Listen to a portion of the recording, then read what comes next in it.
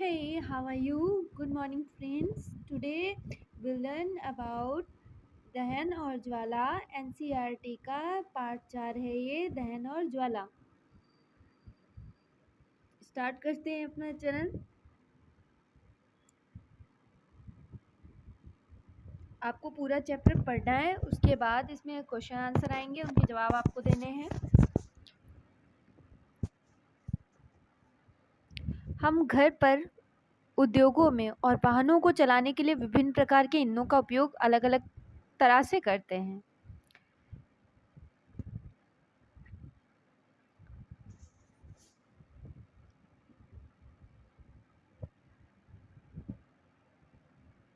कुछ चीज़ें ज्वाला के साथ जलती हैं और कुछ चीज़ें ज्वाला के साथ नहीं जलती हैं। अब पहला है टॉपिक हमारा, दहन क्या है। दहन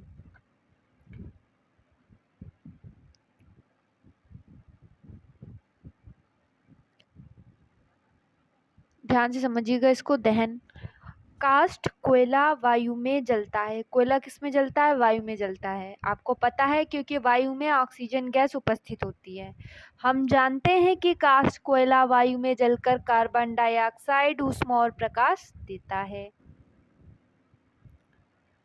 रासायनिक प्रक्रम जिसमें पदार्थ ऑक्सीजन से अभिक्रिया करके ऊष्मा देता है, दहन कहलाता है। जिस पदार्थ का दहन होता है उसे दाह कहते हैं। इसे ईंधन भी कहते हैं। ईंधन ठोस, द्रव, गैस हो सकता है। कभी कभी दहन के समय ज्वाला के रूप में अथवा एक लौ के रूप में भी प्रकाश उत्पन्न होता है।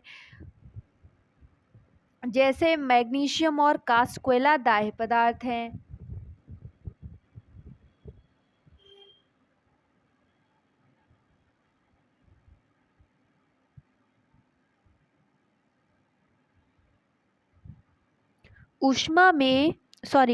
सूर्य में ऊष्मा और प्रकाश नाभिकीय अभिक्रियाओं द्वारा उत्पन्न होते हैं।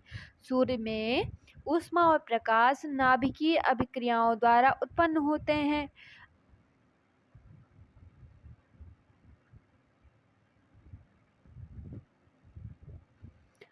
गर्मियों के मौसम में बहुत अधिक गर्मी पड़ने पर कुछ स्थानों पर सूखी घास आग पकड़ लेती है। दावानल सुना है आपने? वही घास से आग पेड़ों में फैल जाती है और जल्दी ही पूरे जंगल आग की चपेट में आ जाता है। इस प्रकार की आग को बुझाना बहुत कठिन होता है।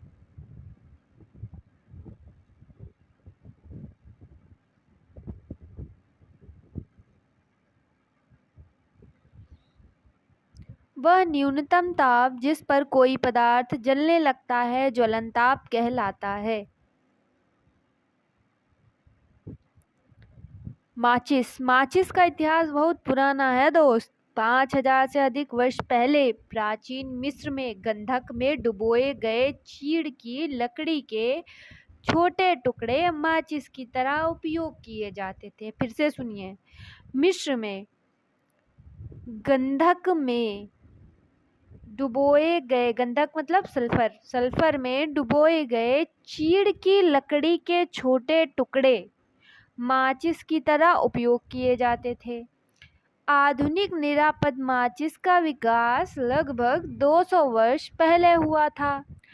एंटीमनी, ट्राइसल्फाइड, पोटेशियम क्लोरेट और श्वेत फास्फोरस का मिश्रण कुछ गोंद और स्टार्च के साथ मिलाकर उचित लकड़ी से बनी माचिस की तीली के सिरे पर लगाया जाता था।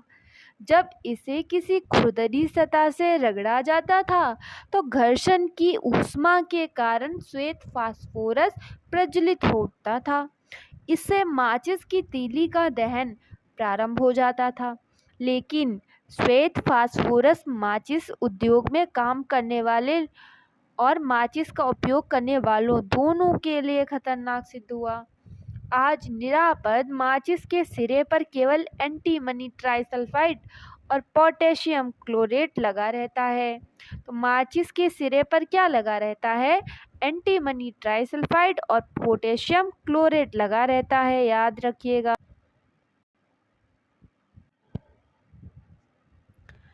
रगड़ने वाली माचिस सतह पर चूर्णित कांच और थोड़ा सा लाल फोरस लगाते हैं। जो कम खतरनाक होता है। जब माचिस की तीली को खुरदरी सतह पर रगड़ा जाता है तो कुछ लाल फास्फोरस श्वेत फास्फोरस में परिवर्तित हो जाता है। लाल फास्फोरस किसमें परिवर्तित होता है? श्वेत फास्फोरस में। यह तुरंत माचिस की तीली के सिरे पर लगे पोटेशियम क्लोराइड से अभिक्रिया कर पर्याप्त ऊष्मा उत्पन्न कर देता है, जिससे एंटीमनी ट्राइसल्फाइड का दहन प्रारंभ हो जाता है।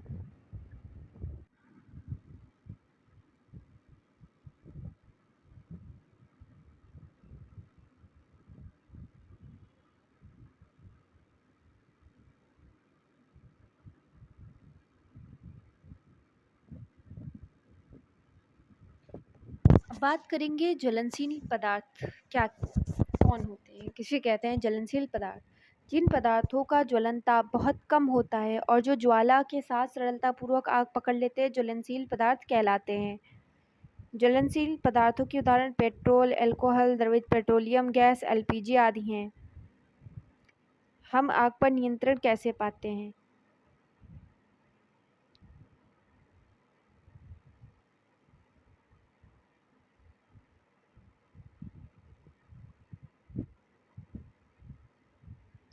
जल ज्वलनशील पदार्थों को ठंडा करता है, जिससे उसका ताप उनके ज्वलन ताप से कम हो जाता है।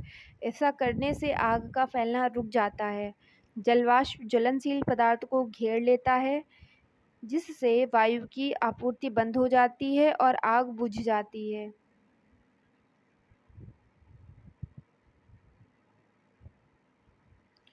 आपने पढ़ा है कि आग उत्पन्न करने के लिए 3 आवश्यकताएं होती हैं। क्या आप इन आवश्यकताओं की सूची बना सकते हैं? ये आवश्यकताएं हैं ईंधन, वायु ऑक्सीजन आपूर्ति हेतु और ऊष्मा ईंधन का ताप उसके ज्वलन ताप से अधिक करने के लिए। इनमें से एक या अधिक आवश्यकताओं को हटाकर आग को नियंत्रित किया जा सकता है। आग बुझाने वाले का कार्य वायु का प्रवाह काटना या ईंधन का ताप कम करना या दोनों होते हैं। उदाहरण के लिए, यदि किसी भवन में आग लगती है तो संपूर्ण भवन ही ईंधन होता है। बात करते हैं एक्सटिंग्विशर की। जल सबसे अधिक प्रचलित अग्निशामक है, लेकिन जल तभी कार्य कर पाता है जब लकड़ी और कागज जैसी वस्तुओं में आग लगी हो। यदि विद्युत उपकरणों में आग लगी है तो जल विद्युत का चालन कर सकता है बॉस। मतलब अलग इलेक्ट्रिक चीज़ों में आग लगी हुई है तो आपको वहाँ पे पानी नहीं डालना है और आग बुझाने वालों को इससे हानि हो सकती है। तेल और पेट्रोल में लगी आग बुझाने के लिए जल का उपयोग उचित नहीं होता है। इलेक्ट्रिक चीज़ों में, पेट्रोल की चीज़ों में हम पानी का इस्तेमाल नहीं करेंगे। जल तेल से भारी होता है, अतः यह तेल के नीचे चला जाता है। फिर से देख लीजिए, जल जो है तेल से भारी होता है, इसलिए तेल के नीचे चला जाता है, तेल ऊपर जलता रहता है। विद्युत उपकरण और पेट्रोल जैसे ज्वलनशील पदार्थों में लगी आग के लिए कार्बन डाइऑक्साइड सबसे अच्छा अग्निशामक है। ऑक्सीजन से भरी होने के कारण कार्बन डाइऑक्साइड को एक कंबल की तरह लपेट लेते हैं। इसमें ईंधन और ऑक्सीजन के बीच संपर्क टूट जाता है, अतः आग पर नियंत्रण हो जाता है। कार्बन डाइऑक्साइड का अतिरिक्त लाभ यह है कि सामान्यतः यह विद्युत उपकरणों को कोई हानि नहीं पहुंचाता। हमें कार्बन डाइऑक्साइड की आपूर्ति मिलती कहाँ से है? उच्च दाब पर यह द्रव के रूप में सिलेंडरों में भरी जा सकती है। एलपीजी किस रूप में सिलेंडरों में रखी जाती है? सिलेंडर से छोड़े जाने पर कार्बन डाइऑक्साइड बहुत अधिक फैलती है और ठंडी हो जाती है, अतः यह न केवल आग के चारों ओर से घेर लेती है बल्कि ईंधन के ताप को भी नीचे ले जाती है, इसलिए यह अति उत्तम अग्निशामक है। कार्बन डाइऑक्साइड प्राप्त करने का एक दूसरा तरीका सोडियम बाइकार्बोनेट, बेकिंग सोडा यानी जो खाने का सोडा है, या पोटेशियम बाइकार्बोनेट जैसे रसायनों के पाउडर का भारी मात्रा में छिड़काव है। आग के निकट इन पदार्थों से बहुत सी कार्बन डाइऑक्साइड गैस निकलती है जो आग को बुझा देती है। अब बात करते हैं दहन के प्रकार की। एक जलती हुई माचिस की तीली अथवा गैस लाइटर को रसोई में गैस स्टोव के निकट लेके जाइए। गैस स्टोव की घुंडी घुमाकर गैस चालू कर दीजिए। आप क्या देखते हैं? हम पाते हैं कि गैस तेजी से जलने लगती है तथा ऊष्मा और प्रकाश उत्पन्न करती है। इस प्रकार का दहन तीव्र दहन कहलाता है। फास्फोरस जैसे कुछ पदार्थ जो कमरे के ताप पर वायु में जल उठते हैं, इस प्रकार का दहन जिसमें पदार्थ बिना किसी प्रत्यक्ष कारण के अचानक लपटों के साथ जल उठता है, स्वतः दहन कहलाता है। कोयले की खानों में कोयले की धूल के स्वतः दहन से कई बार खतरनाक अग्निकांड हो चुके हैं। जंगल के स्वतः अग्निकांड कभी गर्मी अधिक के कारण होते हैं तो कभी आकाश में बिजली गिरने के कारण होते हैं, लेकिन जंगल में आग अधिकतर मनुष्य की लापरवाही से ही होता है।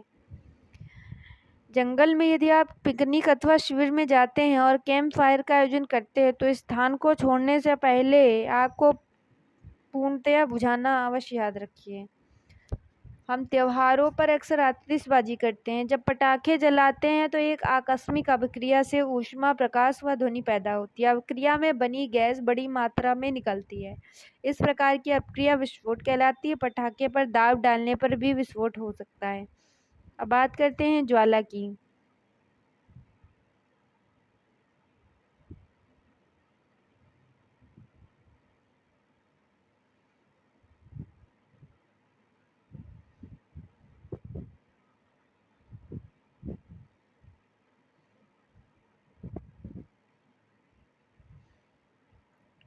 दहन के समय जो पदार्थ वाष्पित होते हैं वे ज्वाला का निर्माण करते हैं। फिर सुन लीजिए, दहन के समय जो पदार्थ वाष्पित होते हैं वे ज्वाला का निर्माण करते हैं। उदाहरण के लिए मिट्टी का तेल और पिघली हुई मोमबत्ती के साथ साथ ऊपर उठते हैं और दहन के समय वाष्पित होकर ज्वाला का निर्माण करते हैं। इसके विपरीत लकड़ी का कोयला वाष्पित नहीं होता है और कोई ज्वाला नहीं होती है।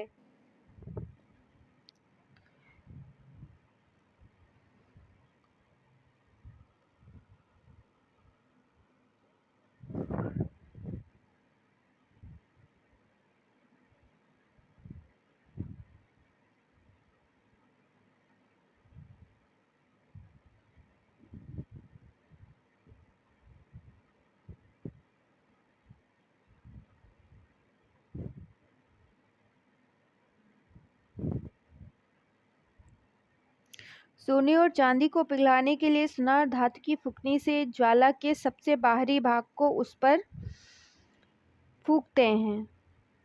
वे ऐसा क्यों करते हैं? क्योंकि आगे का भाग जो है वो तब ज्वाला होता है, मतलब वहाँ पर बहुत ज़्यादा ताप होता है, इसलिए। अभी आप मोमबत्ती देख रहे हैं, मोमबत्ती है सबसे कम गर्म, सबसे नीचे मिड में होता है, फिर उससे कम गर्म, फिर सबसे गर्म भाग बाहर का होता है। पूर्ण दहन का बाह्य क्षेत्र नीला होता है। आंशिक दहन मध्य भाग पीला होता है। बिना जली मोमबत्ती का सबसे आंतरिक क्षेत्र काला होता है। मतलब जो बिना जला मोमबत्ती का सबसे आंतरिक क्षेत्र काला, आंशिक दहन मतलब थोड़ी दहन वाला मध्य भाग पीला और पूर्ण दहन का बाह्य क्षेत्र नीला होता है। ईंधन क्या है?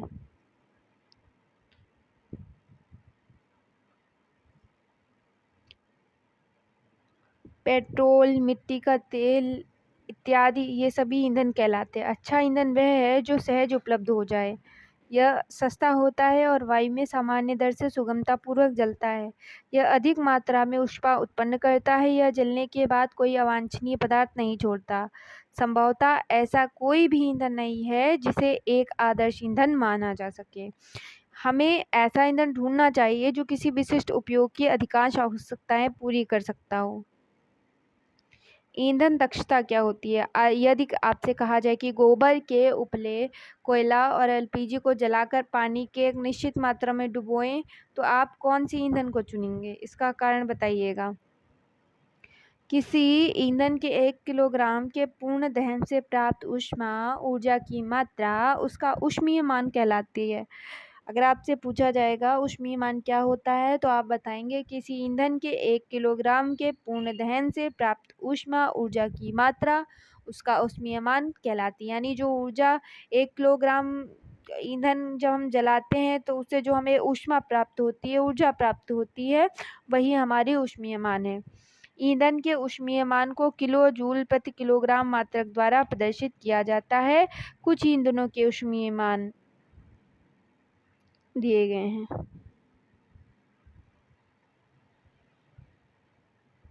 गोबर के उपले का ऊष्मीयमान 6000 से 8000, लकड़ी 17000 से 22000, कोयला 25000 से 33000, पेट्रोल 45000, मिट्टी का तेल 45000 किलो जूल पर KG, diesel 45000, methane 50000, CNG 50000, LPG 55,000, जैव गैस 35,000 से 40,000, हाइड्रोजन 1,00,000 से 50,000।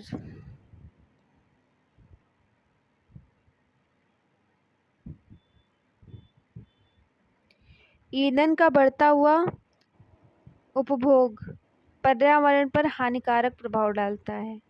लकड़ी, कोयले और पेट्रोल जैसे कार्बन ईंधन बिना जले कार्बन कण छोड़ते हैं। ये सूक्ष्म कण खतरनाक प्रदूषक होते हैं जो दमा जैसे श्वास रोग उत्पन्न करते हैं। सदियों से लकड़ी का उपयोग घरेलू तथा औद्योगिक ईंधन के रूप में हो रहा था, लेकिन अब इसका स्थान कोयले और एलपीजी जैसे ईंधनों ने ले लिया है। अभी भी हमारे देश के बहुत से ग्रामीण क्षेत्रों में ईंधन के रूप में लकड़ी का उपयोग हो रहा है, क्योंकि ये आसानी से उपलब्ध और सस्ती है। लेकिन लकड़ी को जलाने से बड़ी मात्रा में धुआं उत्पन्न होता है, जो मनुष्य के लिए हानिकारक है और श्वसन कष्ट उत्पन्न करता है। साथ ही वृक्ष हमें बहुत सी उपयोगी वस्तुएं उपलब्ध कराते हैं, जो ईंधन के रूप में लकड़ी का उपयोग करने पर हमें प्राप्त नहीं हो पाती।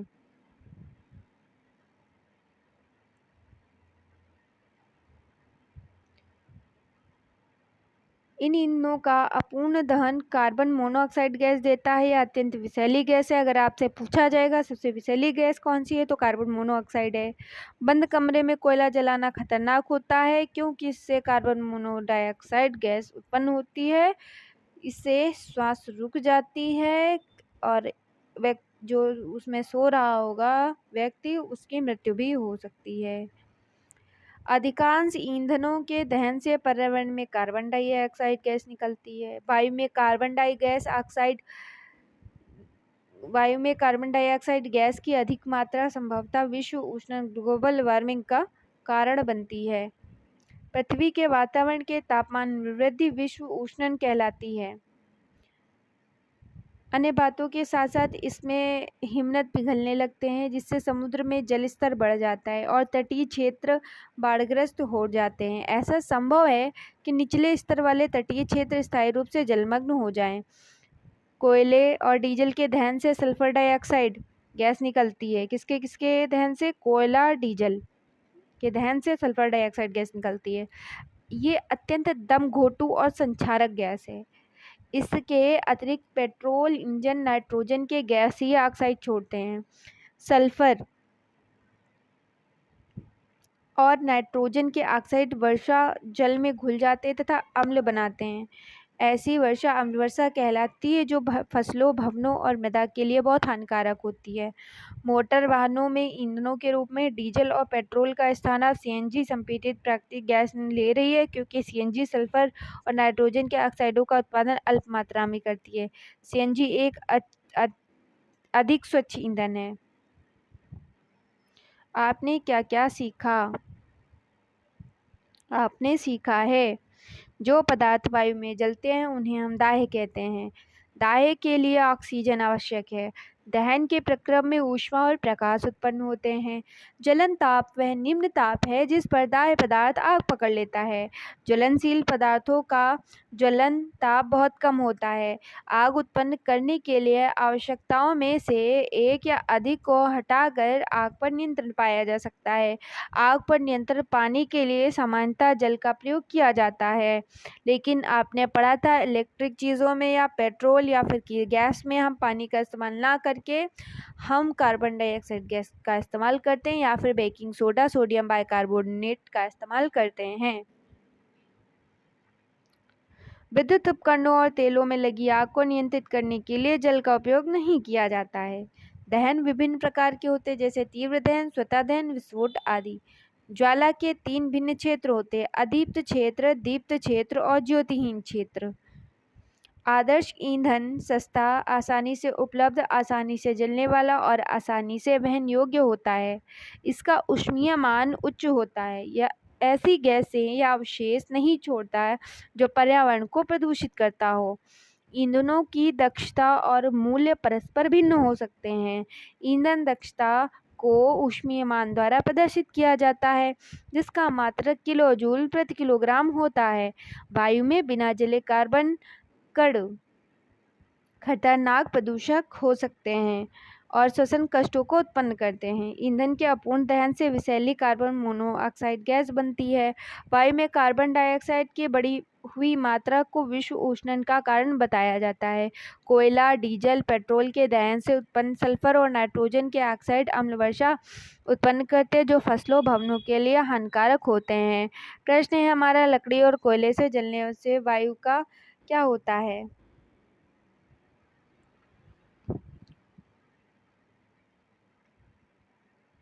तापमान बढ़ता है ना। घरों में काम आने वाला एक द्रव ईंधन है एलपीजी। जलना प्रारंभ होने से पहले ईंधन को उसके ताप तक गर्म करना आवश्यक है। तेल द्वारा उत्पन्न आग को किससे बुझाते हैं? कार्बन डाइऑक्साइड से।